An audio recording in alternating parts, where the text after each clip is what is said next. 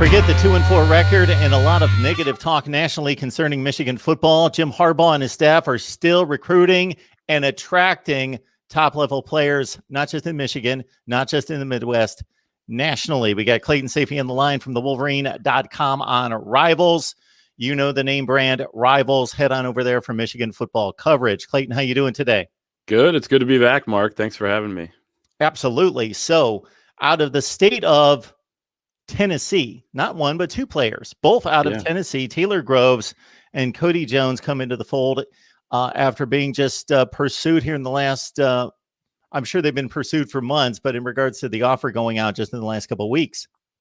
Yeah. So a couple guys you mentioned, Taylor Groves and CODY Jones, both going to play safety at the next level, both super athletic and, have a ton of offers from major programs. Michigan was not one of those, like you mentioned, until just a couple weeks before both of them committed. But and that's kind of the storyline, I'd say, with these two kids, and kind of with the latest when it comes to Michigan. You have the staff shakeup where Jim Harbaugh signs his extension, but says he's going to make major changes. He did. Brought in 5 new coaches onto his staff, and they've kind of hit the ground running when it comes to recruiting. These two kids specifically recruited by Maurice Linguist, who is the defensive backs coach and new co-defensive coordinator. He came in, he was with the Dallas Cowboys last year, and comes in. He is known as an elite recruiter. He's previously coached with Texas A&M, Minnesota, was integral in bringing in Rashad Bateman, the star receiver for the Gophers, into the fold just a few years back, was promoted actually to assistant head coach under PJ Fleck there at Minnesota. So he has come in and completely changed, I think, the perception. At least, he's given them that boost right away of, we're not limiting ourselves to, just the Midwest. They've always recruited nationally, but we're not going to say like, oh, we can't go and get this kid. He's got Michigan in contention for some of the more big time kids, especially in the South. He's a Dallas guy. He has deep ties in Tennessee as well with some of the trainers down there. The trainer that trains both CODY Jones and Taylor Groves.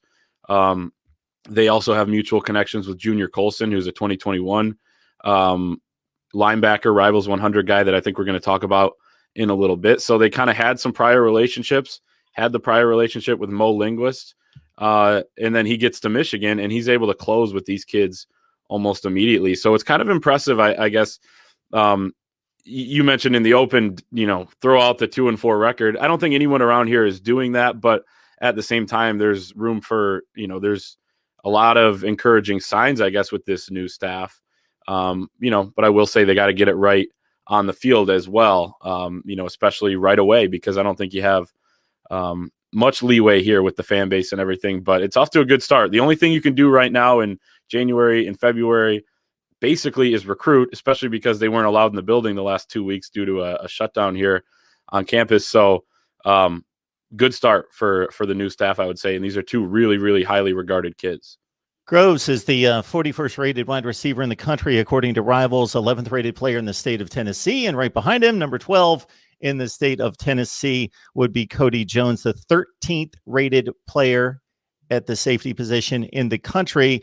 One note about Tennessee high school football is that it is not up with Georgia and some other states in the South. However, the population is moving south. It's moving west. And with that, and with the expanse of Nashville, Memphis, a lot of cities like that, I hear from a number of sources that Tennessee high school football is much better than it's ever been, and certainly has grown substantially in recent years. So a lot better recruits coming out of the state of Tennessee.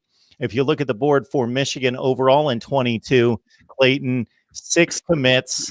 Another headliner would be Alex Van Summeren, and Michigan has stayed right in state for him. He's in the Rivals top 250 as well, 10th rated at his position. Yeah, 10th rated as position. You mentioned in the 250. I think, what is he nationally? 182. 182. He might be a little underrated, even though he's pretty high, especially for, a defensive lineman. But this kid is, he was a little bit smaller, I think, when he committed last year.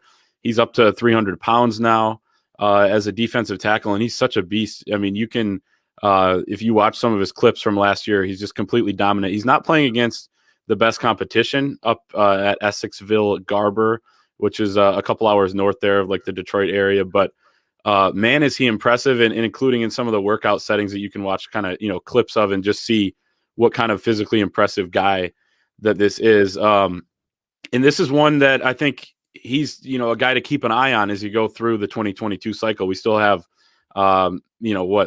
9 months or so until, the early signing day, or 8 or whatever it is. He's one to keep an eye on because he keeps notching major offers.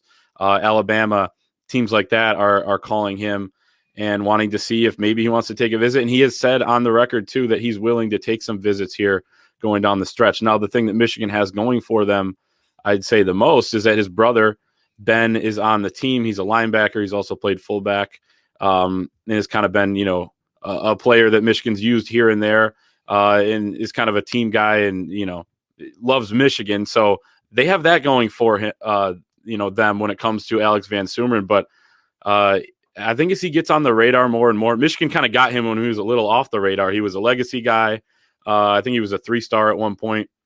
Now he's starting to kind of get noticed a little bit more. So he's one to watch. I would say that he's probably solid with Michigan, and has certainly said so. But you never know when you take a visit somewhere else. But he's somebody Michigan really wants to keep in the fold. And when you look at defensive tackle specifically for Michigan, it's an area where they're kind of thin on the roster. I know he'd be a couple years down the road, but it'd be big to just continue getting some of those guys at that position, especially guys that are big and good athletes like Alex Van Sumeren. So he's a special player for sure.